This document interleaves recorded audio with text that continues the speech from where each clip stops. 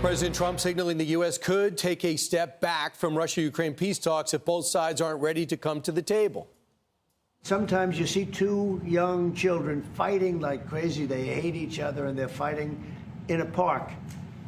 And you try and pull them apart. They don't want to be pulled. Sometimes you're better off letting them fight for a while and then pulling them apart.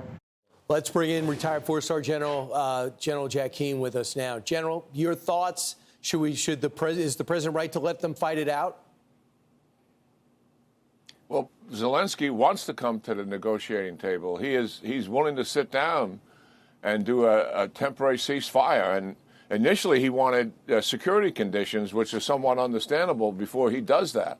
And the president leveraged him to come to the table without any conditions, pulled intelligence, pulled military assistance. So now there's only one party that doesn't want to come to the negotiating table and agree to a ceasefire and eventually negotiate a peace agreement, and that's Russia. So I think this is very one-sided at this point. And my thoughts are the president should leverage the Russians much as he did Zelensky and the Ukrainians. And let's go for the maximum sanctions. The Senate has got a plan. The House has got a plan also. And certainly the president's national security people have a plan in terms of sanctions and also commit to provide Ukraine continued assistance after the arms are going to run out this summer. That Absolutely. will get Putin's attention. I don't know if he'll come to a peace agreement, but let's try and find out. It's part of the peace process. Let's leverage Putin, much as we did Zelensky. Use the Senate, and they got over 80 Senate votes. That was just, I'm in awe of what they pulled out over the weekend and the exploding the bridge again for the third time. I hear more surprise attacks are coming. Congratulations to Ukraine.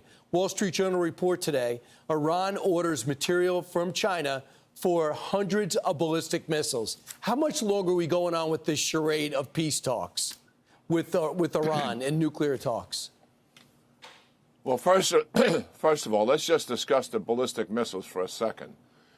When the first strike that Iran ever made against Israel back in April of last year, 300 things in the air.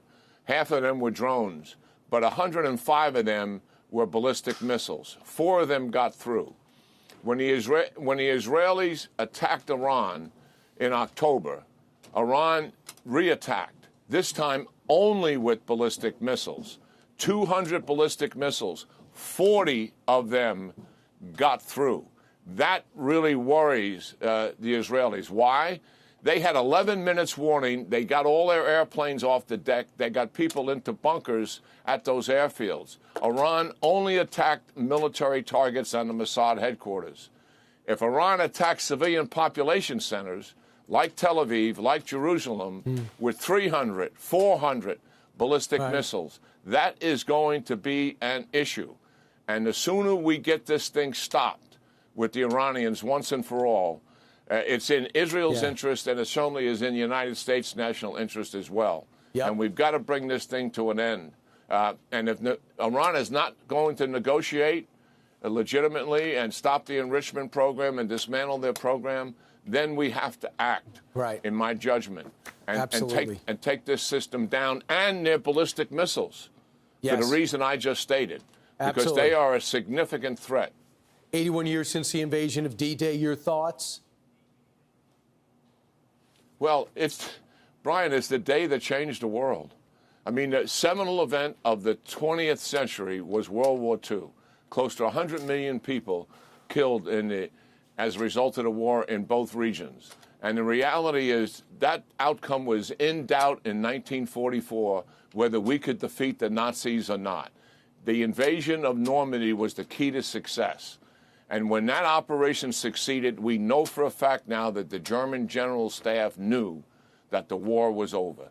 The United States and allies were making a two-pronged attack towards Germany, one coming through Italy and the other one coming through France, and the Germans were pressuring from the east. If they had stopped it cold, it's doubtful whether we could have succeeded or not. So it's not an understatement to say that's the day the world changed. That's the fact. 81 years ago today. General Jack Keane, thanks so much. Have a great weekend. Yeah. I'm Steve Doocy. I'm Brian Kilmeade. And I'm Ainsley Earhart. And click here to subscribe to the Fox News YouTube page to catch our hottest interviews and most compelling analysis.